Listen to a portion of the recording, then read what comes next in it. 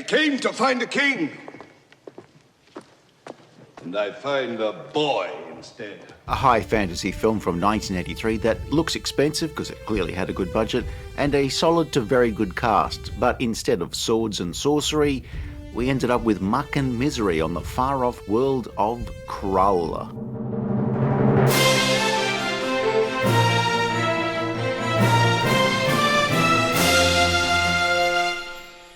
I could have killed you in an instant, but in the hour I knew you, I loved you.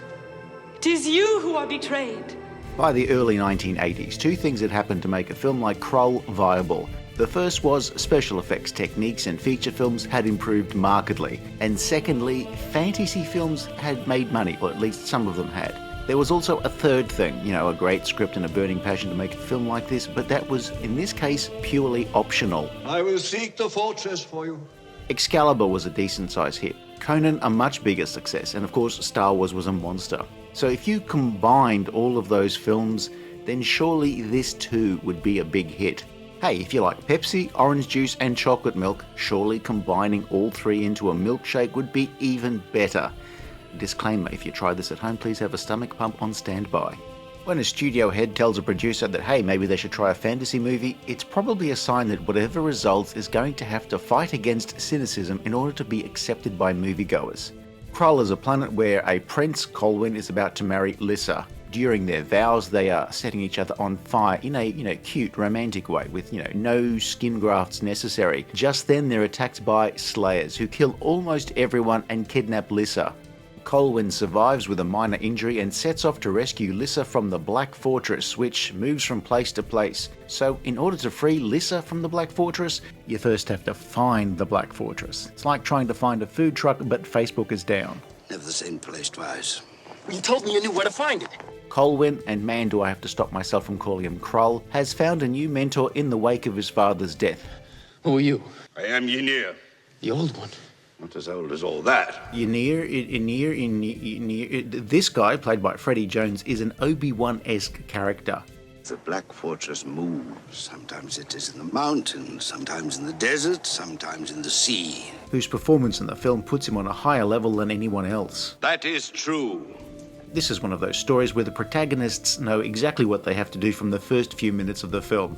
It is mainly a trek across Krull. Colwyn has a destiny of sorts, and he has to retrieve some mystical weapon from a cave up a mountain. Here, Colwyn sticks his hand in, let's be charitable and call it viscous jelly, and pulls out a chocolate starfish that is actually a golden starfish. It's a powerful weapon called a glaive, but only Colwyn can use it, and only when the time is right. So, no using this as a bottle opener, capiche? Along the way, Colwyn and his buddy collect some travellers. Firstly, there's Ergo, a chatty magician who threatens to turn everyone else into something else, but only seems to be able to transmogrify himself. He's also intended to be the film's comic relief, but he's easily the film's single worst character. Irritating and not particularly funny, just like those letters from debt collectors. Got any sugar balls? No. Gumdrops? No. What kind of boy are you? Boys always have candy. Then there are the bandits, led by Torquil, and holy shit, one of them is Liam Neeson. And another is Robbie Coltrane. Then we meet an even more Obi-Wan-y seer and his young apprentice Titch. And finally there's the Cyclops Rel. It's Bernard Bresslaw plastered in some rather effective prosthetics. I mean, once he was done up, he could barely see, so just don't ask him to present an award and everything will be sweet. Rel and his one-eyed cyclopedian people are kind of depressing to be around, since they are cursed with knowing the future, but only when they will die. What would you wish for? Ignorance.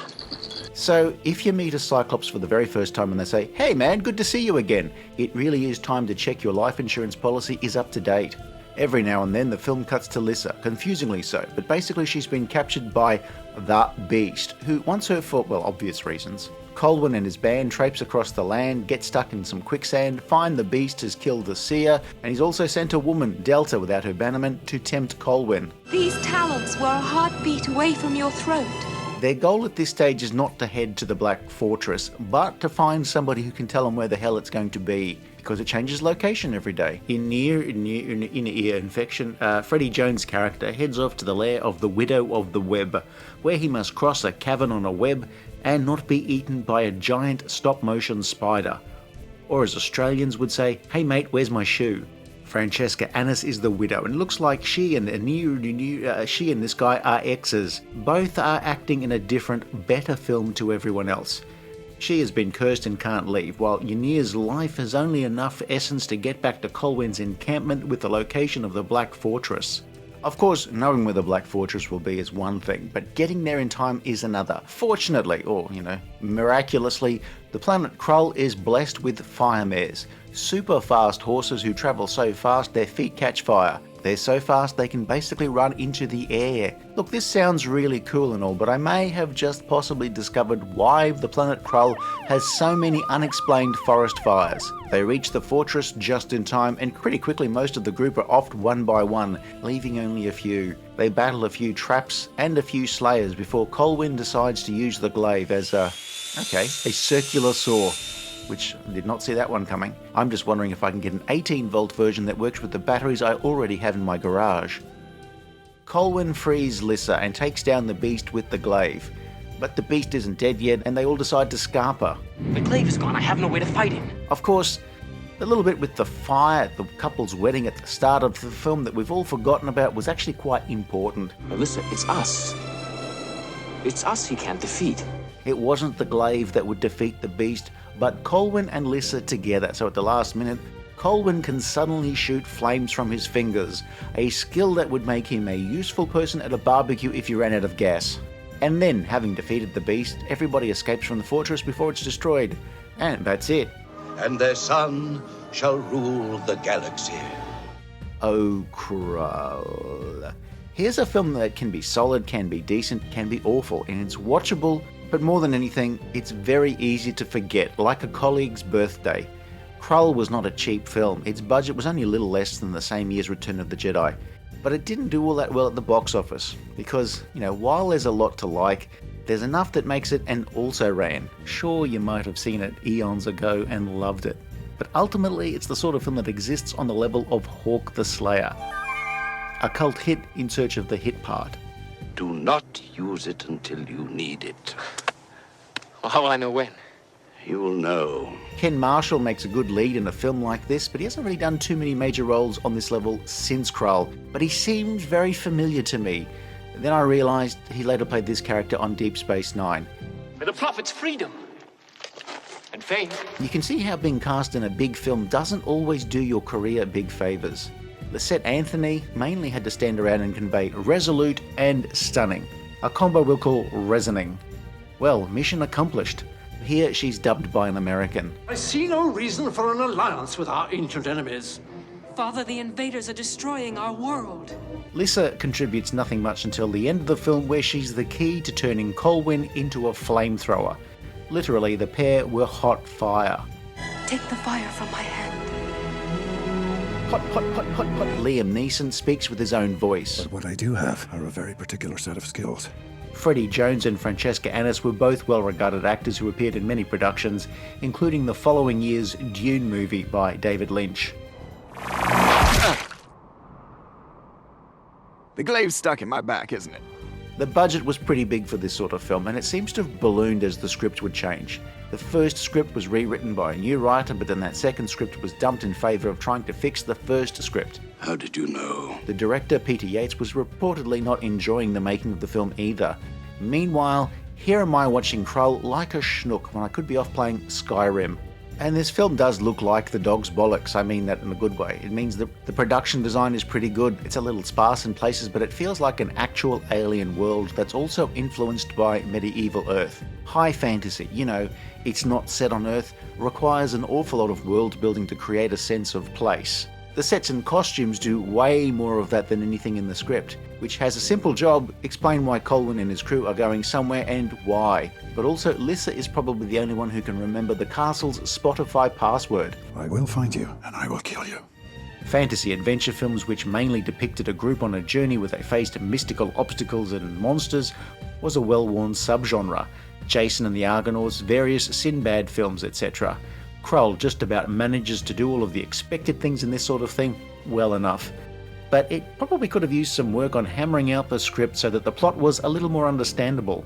Sometimes we cut to Lysette without anything to tell us where she is until later in the film. There's a fair bit that has no context, or that just appears out of thin air, like horses that can magically run on thin air. Why doesn't he come? It is time to die. Well, if he's going to die anyway, why doesn't he come with us? The Cyclops Rel says he can't continue because he's where he needs to be for his death, but then he races to the Black Fortress, where he dies instead. Incidentally, the Cyclops in this film have bad blood with another tribe on this planet, Sunglass Hut, who, while they're doing a roaring trade in prescription monocles, are stuck with thousands of pairs of unsold aviators. Halfway through the film, Ergo switches from annoying comic relief to being the film's heart. He'll be back soon. The widow of the web helps Ynira in part because her name used to be Lyssa, just like Krull's fiancée. The Slayers are from another world, and the Beast is the Beast. There's about as much context given here as a roulette table with a pepper grinder. Look at me, I'm trying to think about this movie too hard. Look, maybe you enjoyed this film the last time you saw it. Great. Also, how old were you the last time you saw it?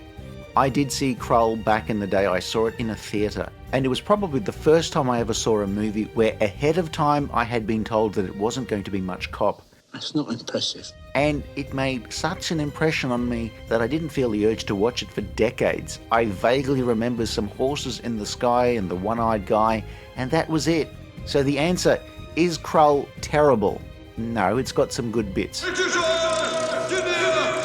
But it's really lacking in any spark, a spark that's actually going to make you remember that this thing exists. Alright, so let's look at the good. There's some lovely location work in Italy and Lanzarote, but a lot of the film was created at Pinewood Studios in Britain. The acting is generally quite decent, and visual effects are varied. A lot of it works well enough. Some special effects shots are only adequate, and there's a shot here and there that really does need more time in the oven, like Auntie Beryl's infamous rare roast pork. You're right. Well, let's give Krull a try, and we'll discuss it later. The soundtrack by James Horner is by far the very best part of the film. It is really grand and epic, and to be honest, completely wasted on this film. It occasionally sounds like unused takes from his score for Wrath of Khan, but I'll allow it. Director Peter Yates had worked on British film series in the 60s, shows like Danger Man and The Saint, before directing Steve McQueen's 1968 hit Bullet. The same year Krull was released, another picture directed by Yates, The Dresser, would garner him a nomination for Best Director for that film. Krull, on the other hand, was nominated for nada, nothing, zip. Krull was robbed.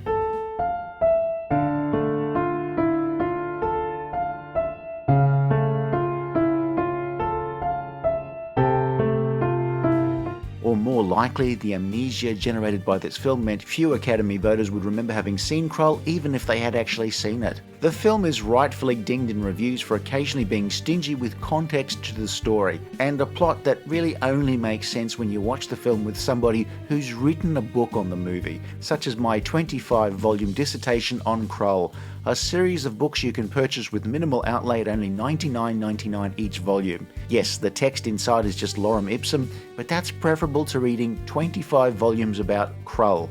So, Krull, terrible, good, mediocre. A film with good production design, a promising cast, but it's completely lacking in a spark. Apart from the Firemare's unintended arson. After watching Krull, it's very, very hard to remember very much about it at all. Goodbye. If you enjoyed this video, please like and subscribe, leave a comment below, or check out some of our other videos.